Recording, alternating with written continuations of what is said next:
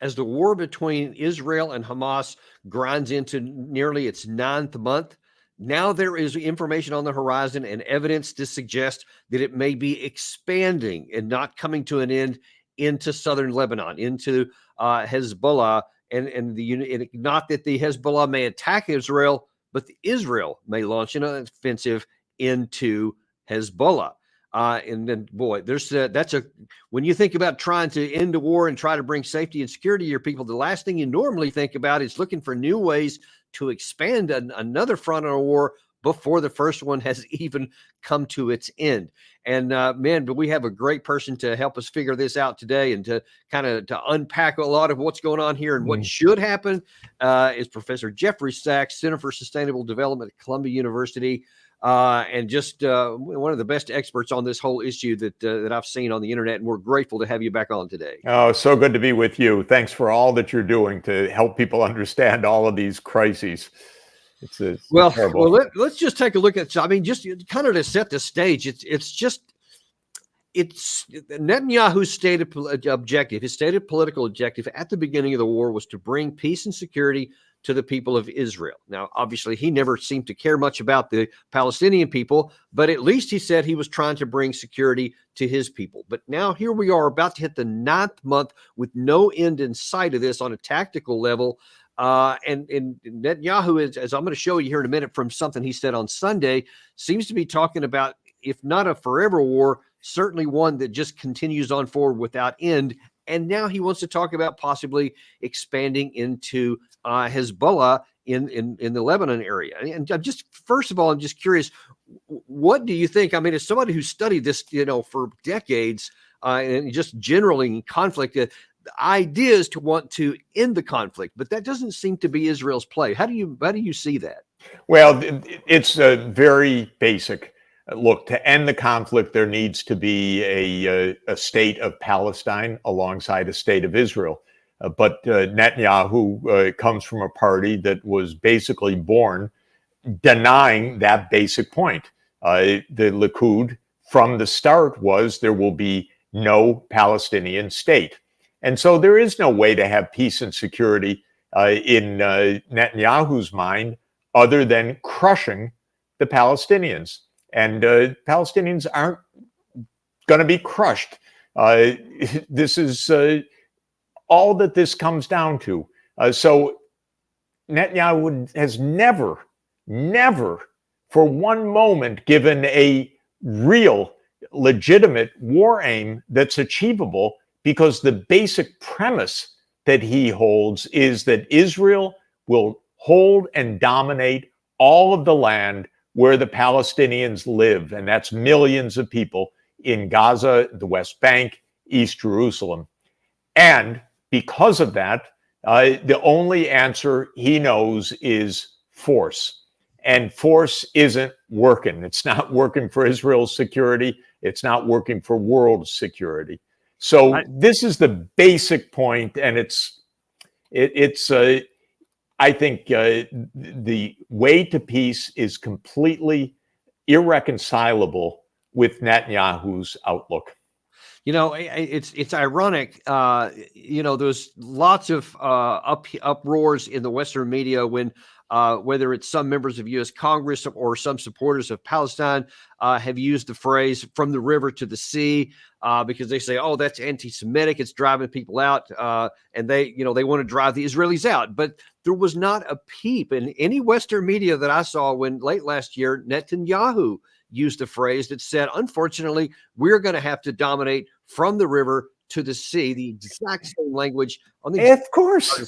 Of course. And that's been the policy for decades. So the whole idea that that phrase means what people say it means, it's completely weird. This is the formal policy of the Israeli government today, from the river to the sea. And it means, at best, if I could put it in quotation marks, apartheid.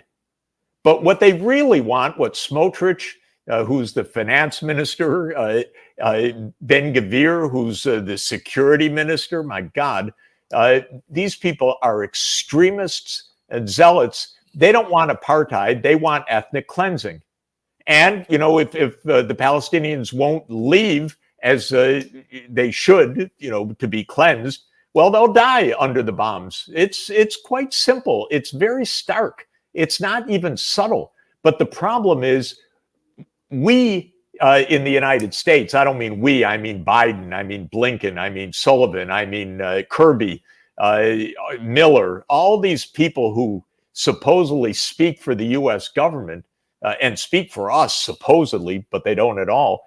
They hide the most basic fact that Israel has no path to peace at all. None.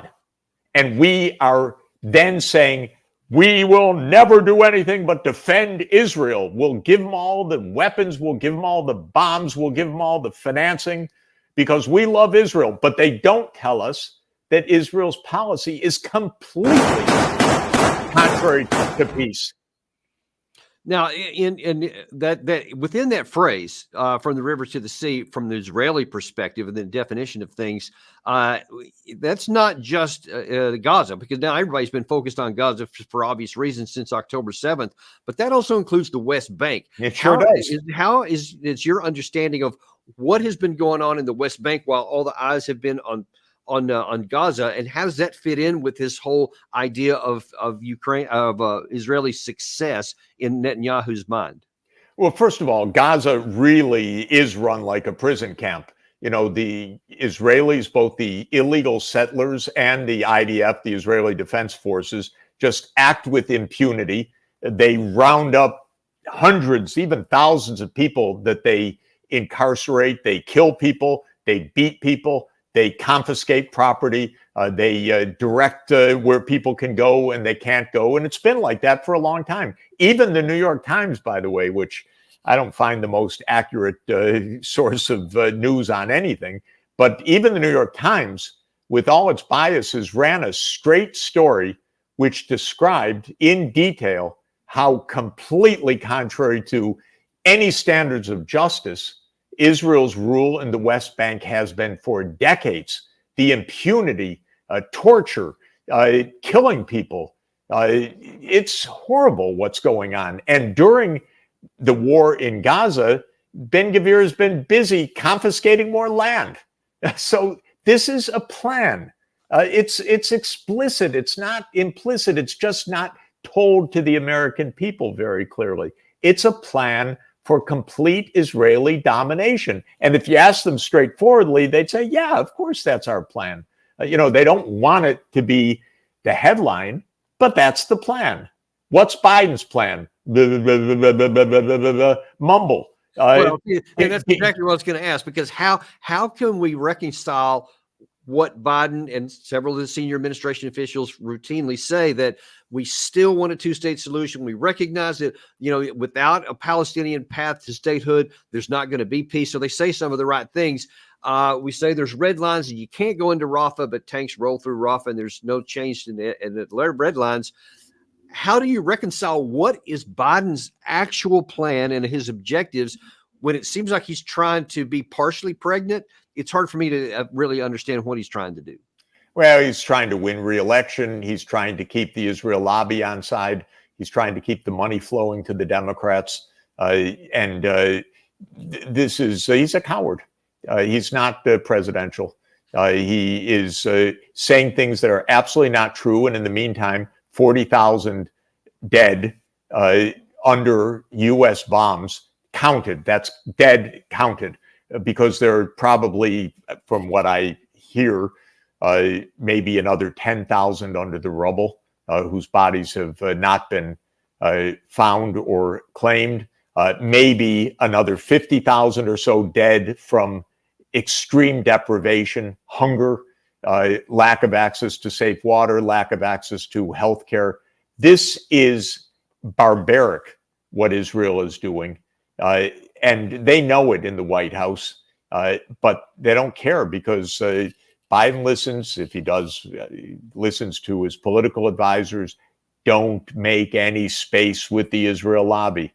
We have a campaign going on in New York City. A congressman dared to say that maybe the Palestinians have some rights in this, and AIPAC is pushing in millions and millions of dollars, probably going to beat the congressman. And that's the power of the Israel lobby. And that's what Biden is really doing. But just the dishonesty of it. I can't stand to watch Kirby because everything he says is a lie. And the smirk is always on his face. And Blinken is really something, God, if only the guy were Secretary of State, because he kind of wrings his hands and he's got a tear in his eye and how sad it is for the Palestinian people. And, oh, what can we do? And it's all so difficult. It's just amazing to me because they know what they're doing. What they're doing is playing domestic politics and being complicit in massive war crimes. So I want to run through something here that Netanyahu is saying. First of all, though, I think the big concern is, I mean, this stuff has been smoldering that you're talking about here for, closing on 9 months. But now then, there's but maybe you could say 57 years at least since the Six-Day War, maybe since 1947. Yeah. It really, this is a long story. Israel has acted with terrible impunity on many, many occasions. It's turned down opportunities for peace on many, many occasions. And it continues to do so now because it wants something different. It doesn't want peace, it wants domination. And that's the problem. Well, and so that kind of brings us to what may be the next phase of this war, and that is an Israeli incursion into Southern Lebanon to take on Hezbollah. Gary, if you can bring that map up, if you would, just for people to be aware here. This shows the northern part of Israel there. You can see in the bottom of it. And then you see this UN blue line, which is basically what was the line that was put in place at the end of the 2006 Lebanon war.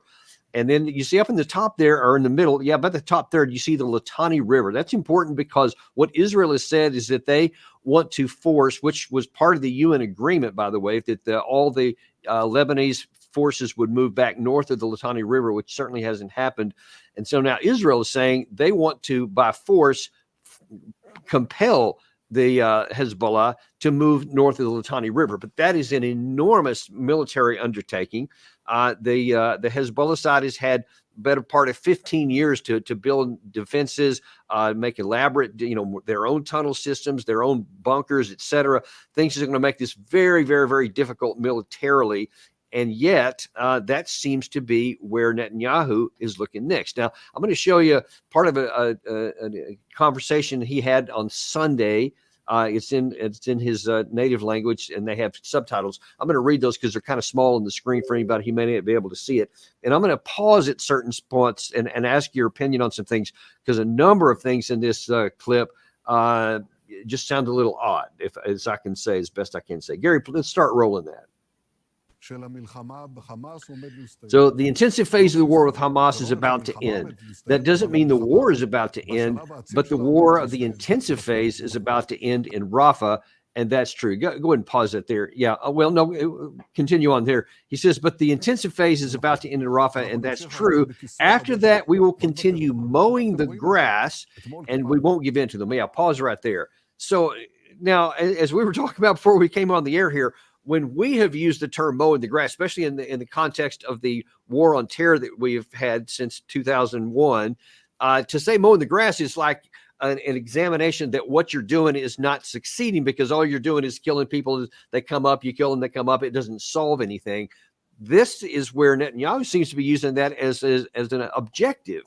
Mowing the grass, I'm sure almost everybody knows, but if you don't know, it's an extraordinarily ugly term for something horrific, which is that every 2 or 3 years, Israel would go in and kill a lot of people in Gaza, basically. And they called that mowing the grass, making sure that the weeds didn't grow too big. And you just have to kill people every now and then to make sure that you're keeping things under control. Look at how calmly he says that.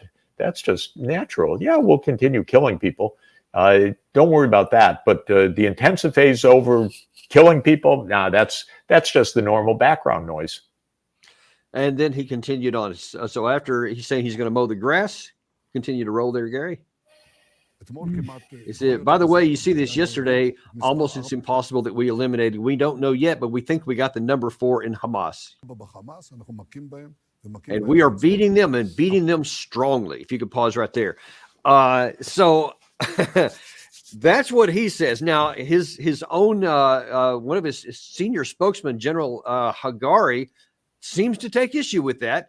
That he's actually saying, actually, you can't defeat them because Netanyahu continues to tell his people over and over that the objective is the complete and total victory, the eradication of Hamas, ergo to bring peace to Israel. But now his own not minister of defense, but his own senior general is publicly saying he's not. Now, I had a conversation with an Israeli colonel, an Air Force colonel, who's a reserve officer last week. And he told me that this is something that's starting to bubble up because he said, he's a guy named Colonel Ron Tira, and he said that they have been, the military has been telling him, you're on a path that cannot succeed, and it's just going to be harming Israel. And one of the things he said specifically about Hagar was he said, that's just the latest because these guys now, after months of saying, hey, let's just have a unified front here, we'll keep all the dissent on the inside or just keep it under the surface. But now they're so upset with what Netanyahu's doing that he said everyone's saying all this stuff publicly on the record, on camera, etc. So if you're seeing this divisiveness among even his senior military leaders, then one has to wonder what he's going to try to accomplish politically. They accomplished nothing in this except killing tens of thousands of innocent people. There was very interesting talk by Norman Finkelstein recently. People may know him as the Jewish, very harsh critic of Israel and its horrific policies in Gaza, excuse me. And Finkelstein was saying, look, there hasn't been a pitched battle. Has there actually been a battle? No. The IDF has no idea where these people are, so it bombs indiscriminately. And the real purpose, he said, which is basically what Smotrich, Gallant, who's the defense minister, and Ben-Gvir said right at the beginning, we want to make Gaza unlivable. Not we're defeating Hamas. They didn't defeat Hamas. They have made Gaza unlivable. There are 500,000 people today, I mean, literally today, reported by the UN and others to be on the verge of starvation. So that's what they've done. They didn't achieve their purposes. They achieved none of their purposes except killing an incredible number of people and incredible number of women and children. Yeah. And even Secretary Blinken, I want to say it was January of this year, openly admitted that now then 100% of the population is 100% dependent on daily food aid. So they don't have any possibility of sustaining themselves because that has all been eradicated. And yet that doesn't seem to get much interest from anybody over here. Yeah. That's the deliberate policy. Israel has been taken to the International Court of Justice by South Africa, but now many other governments joining the lawsuit, saying that this is genocide. And I think it's very likely that the ICJ is going to rule that this is genocide. And the United States, by the way, is complicit in it. So this is absolutely unbelievable how this is happening. And then for Netanyahu, okay, he says, well, we're going to phase out because we achieved all of our objectives. They achieved nothing but terror, genocide, mass starvation, mass destruction. And they didn't achieve any of their military objectives because predictably those weren't achievable. Yeah, it's not enough. I saw it myself in both Iraq and Afghanistan during my 4 combat deployments altogether. And it's self-evident that when you kill so many innocent people, that however many of the so-called bad guys, how many of the actual Hamas Qasem fighters, I think they're called, you actually take out, you have created so many more because the hatred for Israel, as bad as it was on October 7th, is now just off the charts because of all the things that have happened. Not just the people that killed, though that's enough, but now all of a sudden the wiping out of the ability to sustain life in there. I just don't understand how anybody thinks in Israel that there's going to be anything accomplished in terms of peace. Now, and by the way, that it's interesting because that's where Hezbollah came from. Hezbollah came from the Israeli invasion of Lebanon. in the early 1980s, which was an abomination, another complete military failure that ended up killing a lot of people. And people will remember that that was the time that Israel let phalangist murderers into the Palestine refugee camps to slaughter hundreds of innocent people. Remember Sabra and Shatila. And it was from those massacres that Israel supervised, encouraged, spurred, permitted, that Hamas arose. I'm sorry, that Hezbollah arose. So, you create enemies if you treat people like expendable garbage, excuse me for saying so, but that's how Israel has treated people in this region for decades. Yeah, and now it seems that they almost want to repeat that mistake again. So there's no military success here. There's just been lots of killing, lots of destruction, but the security situation for Israel is worse in the Gaza Strip. But now, and let's play the next part of Netanyahu's comments. It seems like he's ready to do something else. He said, after the intensive phase, we will have the option. I'm sorry if you go back there just a bit. At the end of the next phase, we'll have the option to transfer part of our forces to the north, and we will do that. Continue on. We'll continue to do that. First and foremost, for the defense purposes. Secondly, to return our residents home. And if we can do this in a political way, we will. And then he continues on. And if not, we will do it in a different way. Now, Gary, if you could throw that map back up there again, I want people to understand part of what's the pressure he is. In the southern part, along that UN blue line, it's not showing up on this map, but there is a strip of land that Israel has evacuated all of their people because they're within artillery, mortar, and rocket range of a lot of the Hezbollah people in the north. So there's like 100 and something thousand Israelis that have been kicked out of there, and they want to go back to their homes. He can't allow them to come back to their homes unless he either has a political objective and end the war, or he goes in militarily. And evidence suggests that he's going to go in militarily because, in my view, and you tell me if you think I'm wrong, I don't think that they have any desire for a political outcome to this. Well, what Israel wants, I don't know, but what's likely to happen indeed is an Israeli invasion of Lebanon once again. This time, it's likely to be a disaster for Israel.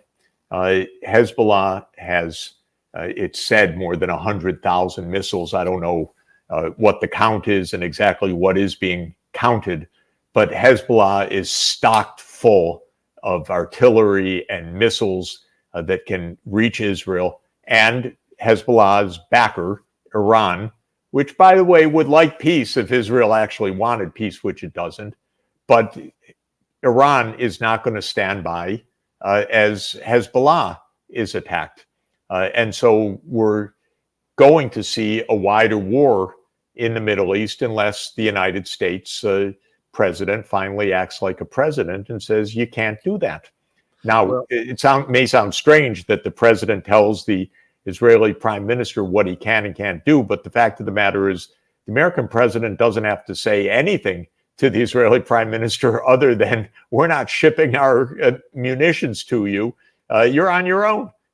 Don't do it, is our advice. But if you do it, you're not getting anything from us. And then it stops immediately.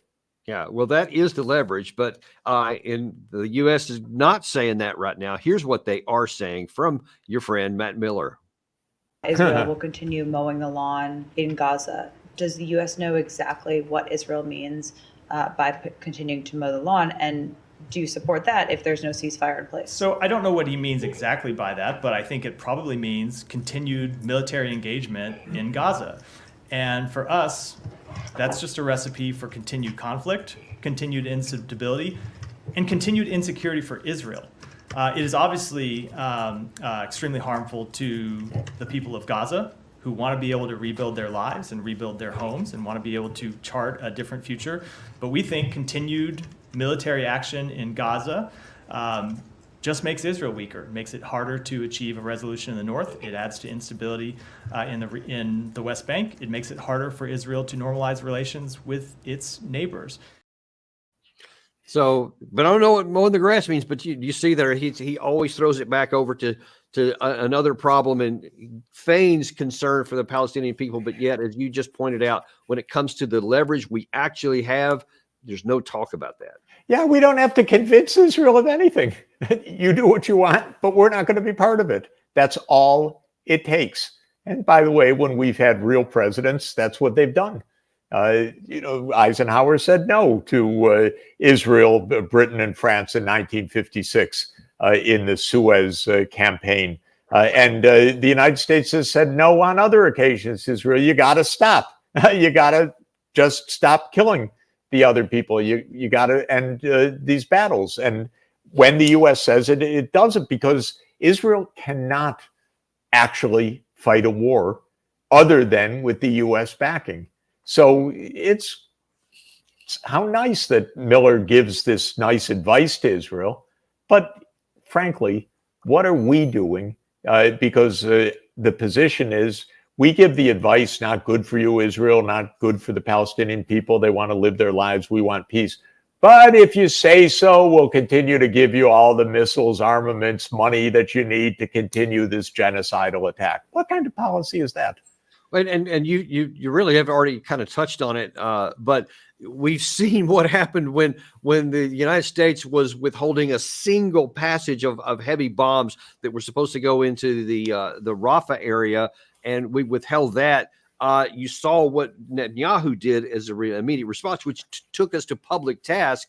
And now one wonders that, and the United States response was not to bow up and say, hey, we're going to do what we're going to do, what's going to make sense for our national security. Instead, we apologized left and right and just basically said, yeah, you can do whatever you want. It's pathetic. Look, the Congress always has their hand out for campaign contributions. That seems to be the main job of Congress, is fundraising, and then voting according to the bidding of whoever the donor is. And so in the middle of all of this, here is a prime minister who's been on a genocidal campaign, completely contrary to what the U.S. says is our two-state policy, who insults the U.S. government at every turn. And what is Congress's reaction?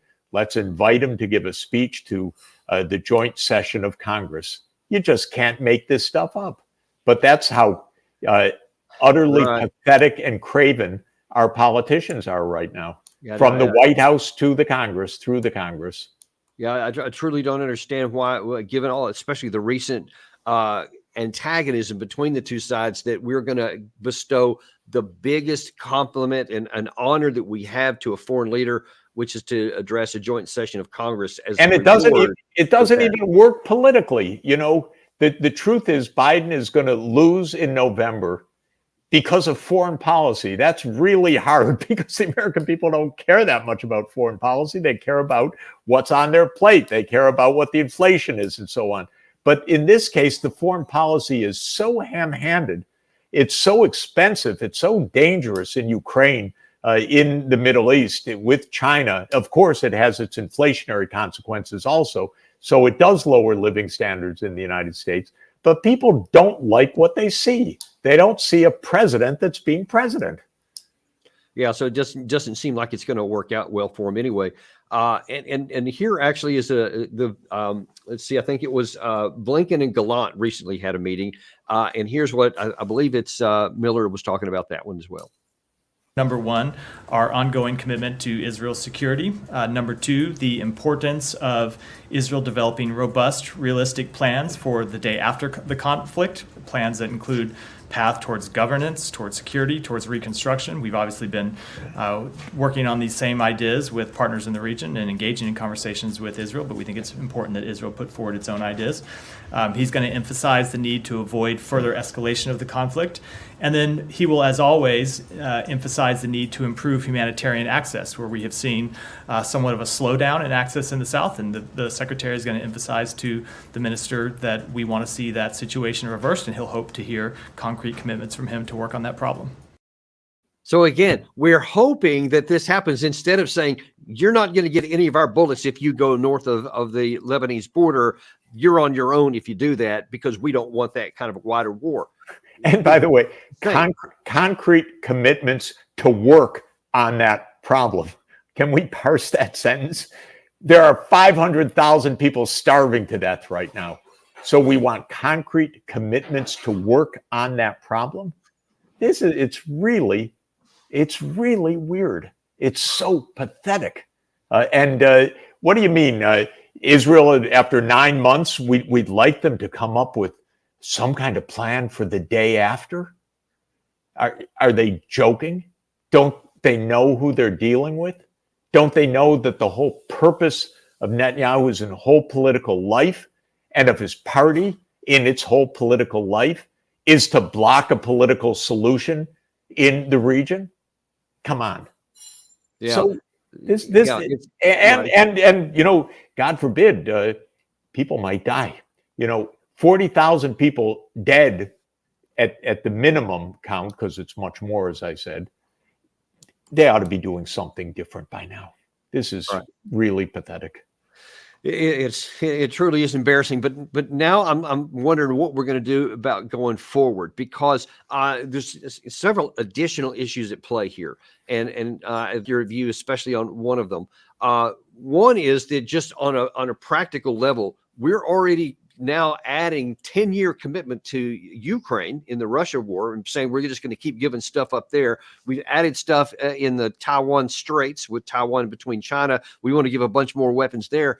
And if Israel goes in here, their fight will be substantially more intensive than what's been in against Hamas so far, because of the nature of the fight up there and this higher skills that Hezbollah has over Hamas, and it will require a lot more ammunition. And I just don't know that we have that much to keep giving. I literally don't know without getting deeply into our own war stocks if we have enough to sustain high intensity in both Ukraine and in Lebanon. You have to wonder, because they already said months ago, we don't have the artillery, the 155 millimeter shells to give to Ukraine anymore. That's why we said we'll give you cluster munitions, because that's what we have in the stockpile. We don't have regular shells anymore. We know that Patriot missile systems, anti-missile air defense systems are in extraordinarily short supply, let us say euphemistically. They've been burned away one after another in Ukraine. The U.S. has been begging, pushing, cajoling all of Europe, give up whatever you have, give it to Ukraine right now. And the U.S. has said, we're going to give what we have. So Israel is walking into a disaster because, like you say, Hezbollah is not Hamas, and Hezbollah plus Iran is certainly something considerably more dangerous than Hamas. And we had that episode. It was very controlled, but it was also very clear when Israel stupidly and provocatively violated every treaty up the wazoo to hit the Iranian consulate in Damascus. And then Iran returned some fire with drones and missiles. We got a glimpse of what Iran has. It's got supersonic missiles. It's got ways to pierce the Israeli air defense. In fact, even when that occasion happened, limited as it was absolutely clear that only the United States filled in the gap to stop the drones and the missiles coming to Israel.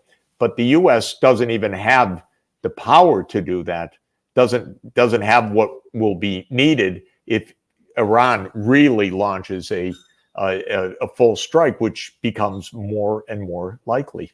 So Israel is absolutely in profound danger that the U.S. even militarily might not be able to solve, not to mention the huge foreign policy costs of the United States for doing so. But even militarily, we may just not have the stockpiles, like you say, right now to be able to do that. And this could be a very, very big one. And everything comes back to one basic point. Israel doesn't want a political settlement. Israel doesn't want a Palestinian state, even though all the rest of the world does. Seems to. But now let me ask you this, because there's one additional factor that's an unknown about how serious it is, but it could be profound in terms of what you just described, especially in the event that Iran chose to engage. Let's say, for example, if Hezbollah was starting to take serious casualties and maybe was losing, I can't imagine that Iran, under any circumstances, is going to allow them to be decimated without doing anything, because that would be cutting off their long-term interests as well.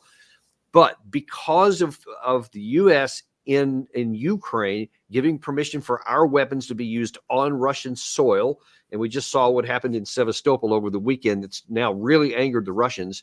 But in the event that Iran starts has a fight that the U.S. is helping, especially if we help Israel, like many in the U.S. are already saying we should, then what is the possibility that Russia could make good on what Putin has said and gives Iran some of their hypersonic missiles and some of their higher capabilities that they don't have?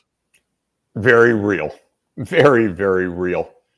All of this could completely spin out of control. It could be World War III. Don't forget, and you mentioned it in passing, the incredible tensions with China over Taiwan, another useless provocation by the United States, by the way, because what are we doing sending armaments to Taiwan when that is part of China, according to our own foreign policy and commitments that we made with China back 50 years ago?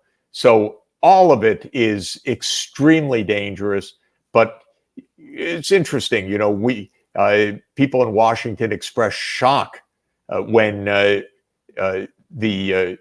Russian and North Korean governments got together last week and declared a strategic alliance. Shock? It's pretty obvious. We push them together, it's going to happen. But now they're wringing their hands. Oh my God, look what we've seen. Can't people look around the corner at all in Washington? Can't they understand that a reaction, an action leads to a reaction? And that's what we're walking into on three fronts: escalation in Ukraine, escalation in the Middle East, escalation in Taiwan and the South China Sea. Three fronts. No, I don't think that they do. I have been shocked at some things I've been reading just earlier today, to where many of our so-called political and foreign policy elite are saying that, because of what Russia's been doing unprovoked, there's no provocation with it, or China is continuing to unprovoked actions against the Taiwanese, so that we need to do more and more because they're the danger. So they don't see it. They don't see the cause and effect. It's completely terrifying. And it's like people have taken pills to eliminate all memory. So all history starts in October 7 with the Hamas attack. All history starts with February 24th, 2021 with the Russian attack. Or 2022, excuse me. It's crazy. Don't people understand that there's a long history to all of this? I was just reading, by the way, an incredibly bellicose article that Biden wrote in Foreign Affairs. I had missed it at the time, 2017. How are we going to deal with the Kremlin? I don't remember exactly the title, but it's all bellicosity. But it's all about NATO expansion, which is the real casus belli of the war in Ukraine. And Biden was right there, being as bellicose as can be, not understanding that U.S. action leads to a reaction, whether it's from Russia or from Iran or from China. Yeah, this goes back actually for another show we're getting ready to do here coming up the next few days. I found a piece this morning, which I'll show you when it comes out, but it's Biden from June 18th, 1997. and he's given a speech at the Atlantic Council on NATO expansion. NATO enlargement. It's about a month before we make the first vote on the first tranche. And in there, he says we should not worry about what Russian people say about, they're upset because of the expansion, because even though they say, and he uses a mocking tone of voice, that, it'll be a problem for our security and we'll have to get closer with China and with Iran. And he mocked them and said, yeah, good luck with that. How's that going to work out for you? And now then we see it manifesting right in front of our eyes. Well, he wasn't very clever then. He's not very clever now, but maybe even less attentive now, unfortunately. Right. Yeah, it's that look is just classic. In the last few minutes we have here, let me ask you two questions. First, what do you think is going to happen, given all the realities you've talked about? Where do you see this going? And we'll just say in the next 3 to 4 months.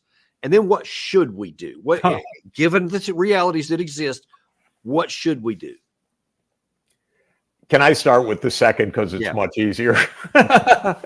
What we should do is, in the case of Ukraine, pick up the phone, call Putin, and say, that whole NATO thing that I was in favor of from 1997 onward, well, it didn't work out all that great. We'll stop the NATO enlargement. We'll make it public that we're stopping it. We understand that's a red line of yours, but you stop the war and we'll get down to negotiating the details. But let's end this thing. That literally could happen in one phone call. That's not pie in the sky. This whole thing starts back in 1997 with the NATO enlargement, with Brzezinski saying, hey, why don't we surround Russia and the Black Sea region with the NATO countries, including Ukraine and Georgia. One phone call could end this fighting. So that's the first. When it comes to Israel and Palestine, the U.S. blocked Palestine's membership in the UN by vetoing the membership in the UN Security Council. Then it went to a vote of the whole UN General Assembly, and the U.S. was on the tiny minority opposing it. What we should do is say to Israel, look, we know you don't want a state of Palestine. That's your Likud party. That's your extremist government. But frankly, the whole world does. The whole world wants peace. Palestinians have a right to self-determination on their land. We're going to have a two-state solution, and we're just going to do it. We're going to put peacekeepers between you. And if you don't like it, well, it's just the way it's going to be, because that's the world community is all in favor of this. That's what we should do. That's what a decent president would do. What is going to happen? Well, we're in more and more drift. We are in rising escalation. It's extraordinarily dangerous right now. And every day that Netanyahu is calling the shots and mowing the lawn in Gaza and planning for an incursion in Lebanon, he puts Israel at greater and greater risk. So he's doing a profound disservice to Israel, profound, worst prime minister by far in their history. And the president of the United States has a job to stop this. He needs to pick up the phone and say to Netanyahu, sorry, you're on your own if you do this. And then it stops that way as well. But boy, can we count on that? No way we can count on that, because we have been in ongoing escalation and deepening crisis now for a long time. And our president doesn't do what a president needs to do. Well, that's very eloquently stated and very sobering and troubling in its ramifications. But listen, we always want to hit the truth on this channel, even if it's something we don't want to hear. Yep. And we're grateful for you sharing that with us, because we know what's at stake. We know what needs to be done, and we see where we're heading if we don't. And thank you for making that very clear to us. Great to be with you, really, and look forward to the next occasion soon. Yeah, look forward to having you back very soon. Thanks a lot, Professor. We appreciate it. We appreciate you guys too. And we actually have another show coming up in about 10 minutes. We got some good news. Julian Assange is now a free man, and free speech is actually had a very delayed, but finally got some justice. And we got Matthew Ho and Scott Horton, two guys who've been advocating for his freedom for a long time. You're not going to want to miss this. Tune back in about 10 minutes, and we'll see you then.